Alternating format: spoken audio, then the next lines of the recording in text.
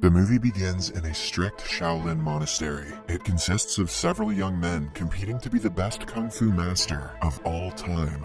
The most naive and untalented one of them all is a young man named Little Mute, who doesn't speak for an unknown reason. He struggles to keep up with his fellow students, making him the laughingstock. One afternoon, the master orders all his pupils to do a special task that will help them learn the famous weightless technique. He asks them to fetch 2 whole buckets of water from a river while wearing heavy iron shoes that weigh more than 5 kilograms on each leg. Not just that, but after filling the buckets, they have to walk a mile uphill. Once they master this technique, they will be like birds, able to jump on roofs and perform aerial acrobatics. Little Mute's classmates see that he is excited about the task and allow him to go first. They are so confident in his incompetence that they know he will be the last one to complete the task. As they had predicted, he fills the bucket early, but can barely walk with the shoes weighing him down. Everyone surpasses him, leaving him the last one climbing the hill. Eventually, he even drops the bucket and sits down hopelessly. He has been trying his very best to survive in the monastery, but a failure like this shakes his spirit. As he thinks about how he got to this point in life, we're taken to a flashback. A few years ago, Little Mute's father was killed by a masked robber for money. The killer was a kung fu master who beat them up badly before killing the man. Hence, the only reason Little Mute joined the monastery is to become skilled enough to kill the murderer one day.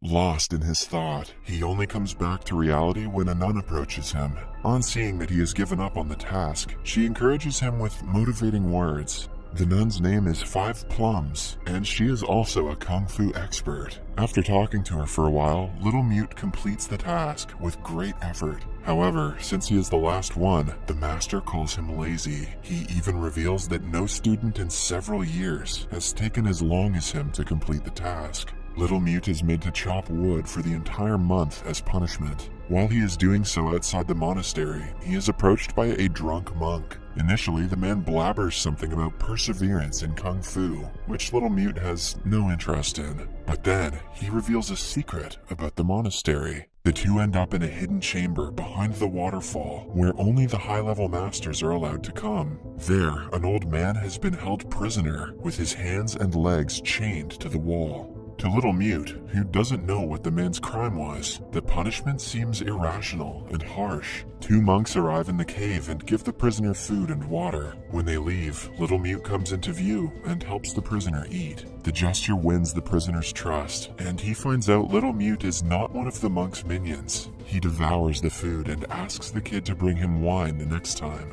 I've got $50 that says that prisoner killed Little Mute's dad.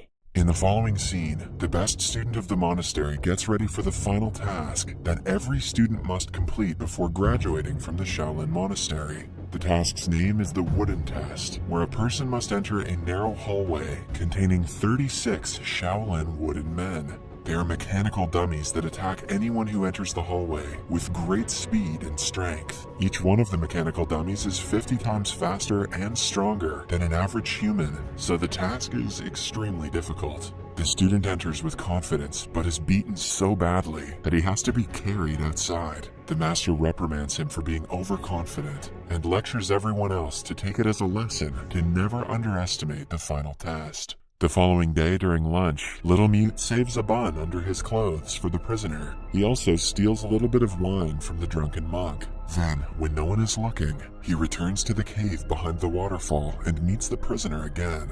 The man happily drinks the wine and promises to reward him when he escapes the prison. The two chat for a long time about the wooden test. According to the prisoner, the test is a joke. He claims that he would have torn the wooden men apart in no time if it were him.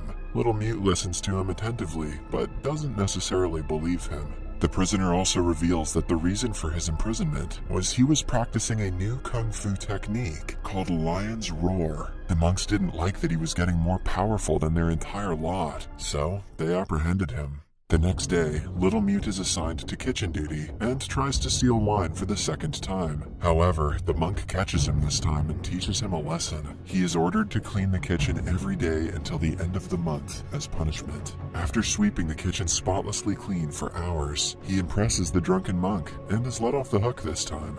Later, he again goes to the prisoner with food. Impressed by his kindness, the man decides to teach him kung fu techniques, even though he is chained. His techniques are primarily different from that of the monks, but Little Mute continues to learn them with diligence. There are some principles that the prisoner stands by, but Little Mute doesn't agree with, like ignoring the rule of Shaolin altogether, and always ending the battle with a kill. Other than following such rules, Little Mute becomes the prisoner's best pupil and works hard for the next few months. One afternoon, he is practicing outside the cave when Five Plums sees him. She notices that the kung fu style he is practicing is not the usual one taught in the monastery. It is dangerous and mostly used by criminals who divert from the path of what actual kung fu teaches. She advises Little Mute that a man should never learn kung fu to spread violence and evil. It is a sacred art that one must use only to defend themselves and others. The kung fu he is learning defeats its purpose, hence he will have to unlearn the art.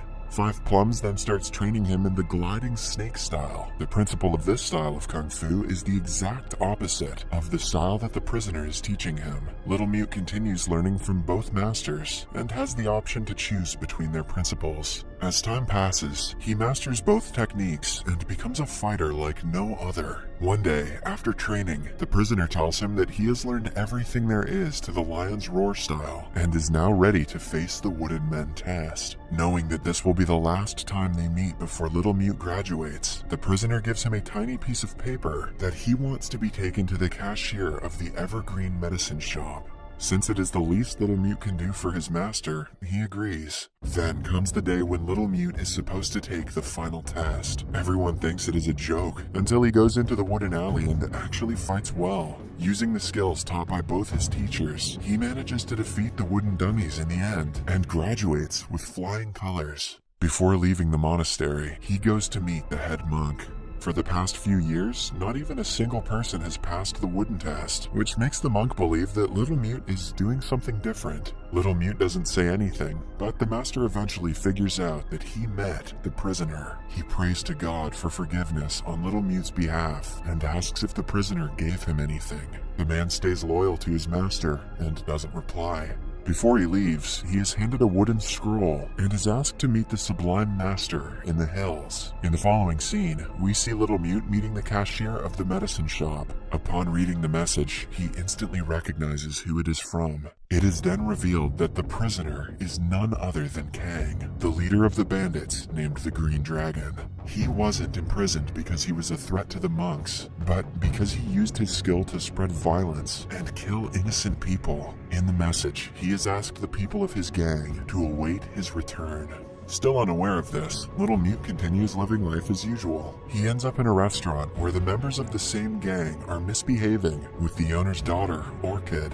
Little Mute saves her from the thugs and gains appreciation from her father. As a result, he is allowed to stay in their inn for as long as he wants. One night, the monks of the Shaolin Monastery hear a loud roar. When they rush to check the cave, they find it empty. Kang has mastered the lion's roar technique and escaped. The same night, the members of the Dragon Gang trouble Orchid again. They want to abduct her and present her to their master as his mistress when he arrives. She tries to fight them but is ultimately kidnapped. The following day, Little Mute and a waiter from Orchid's restaurant go out looking for her. On their way, they come across Kang fighting the monks from the monastery, who are trying to stop him from running away. Unaware of Kang's true identity, Little Mute helps him escape by distracting the monks. The gang leader is thankful and agrees to help them find the missing girl in return. After that, the three go to a restaurant to eat, since Kang hasn't had good food in a long time. Suddenly, Kang notices a bald man outside the house and kills him, assuming that he is a monk.